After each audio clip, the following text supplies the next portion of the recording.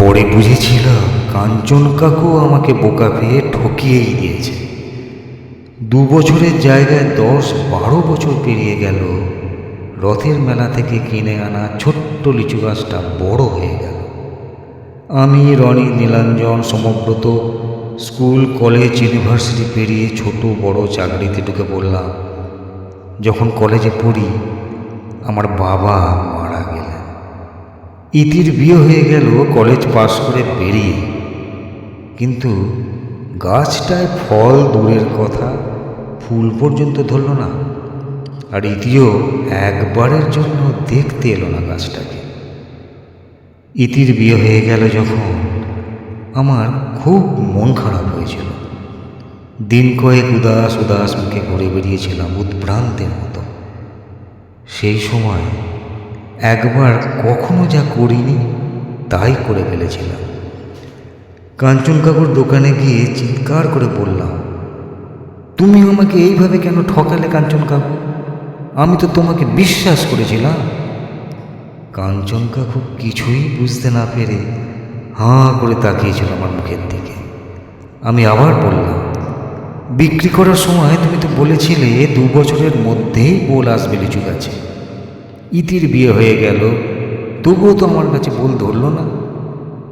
কাঞ্চন কাকু কি বুঝেছিল কে জানে।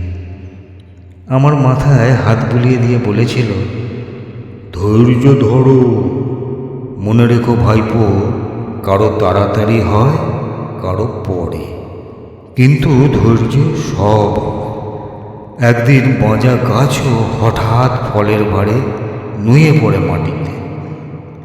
আমি কিছু না বুঝে ভ্যাবলার মতো মুখ করে বাড়ি ফিরে এসেছিলাম। আগে সকালে বিকালে সুযোগ পেলেই গাছটার কাছে গিয়ে দাঁড়াতাম, তার গায়ে হাত বোলাতাম, জল দিতাম শিকড়ে। এখন কিছুই করি না। অফিস থেকে ফিরে মাঝে মাঝে ঝুপসি অন্ধকার করে দাঁড়িয়ে থাকা ঝাগড়া গাছটার দিকে তাকিয়ে থাকি। গাছের একটা অংশ আমাদের বাড়ির ছাদের উপর এসে পড়েছে। শুকনো পাতা পড়ে ছাদ নোংরা হয়ে থাকে। বর্ষাকালে তার পাতার জলে ছাদের ক্ষতি হয়।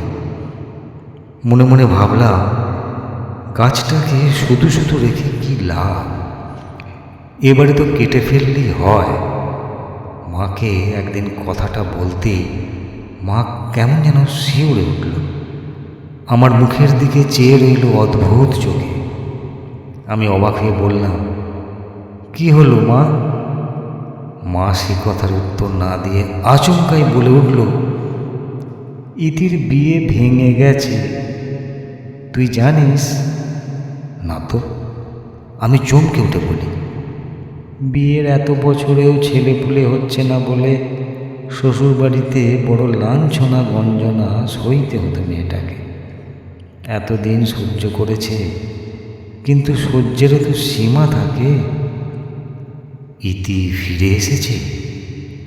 লিচু গাছটার দিকে চেয়ে আমি আনমনে বলি, হ্যাঁ, বলে মা নিজের কাজে ফিরে গেল। আজ রোববার, অফিস ছুটি। অনেক দিন পর বাগানে এসেছি।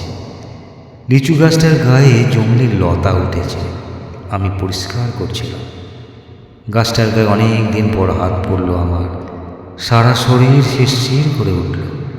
তখনই পিছন থেকে কি যেন নাম ধরে ডাকল আমার, শিমু। চমকে ফিরে তাকিয়ে দেখলাম ইতি দাঁড়িয়ে আছে।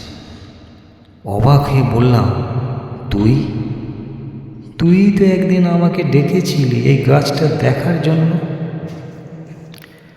তুই তো আসিসনি, আমি অভিমান করে বললাম। এই তো এসেছি। ইতি আমার আরও কাছে এগিয়ে এলো। কাকিমা বলছিল শুধু ফল ধরেনি বলেই নাকি গাছ কেটে দিবি তুই। মা আবার কখন বলল তোকে এসব? আমি অবাক হয়ে বলি, কাকিমা আমাদের বাড়ি গিয়েছিল কদিন আগে। ইতি মাথা নিচু করল।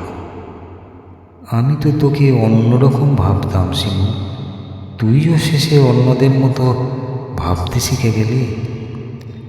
আমি চিরকালই ক্যাবলা, কি বলবো বুঝতে না পেরে ওর মুখের দিকে চেয়ে রইলাম।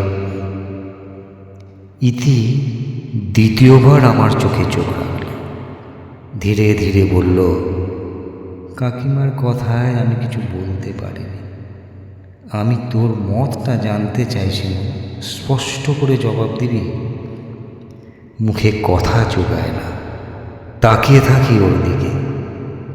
আমরা দুজনে মিলে কি গাছটাকে নতুন করে যত্ন করতে পারি না? আমি এখনো বিশ্বাস করি পরিচর্যা আর ভালোবাসা পেলে গাছটা এখনো ফুল ধরতে পারে, ফল ধরতে পারে। আমি জানি গাছটা বন্ধা নয়,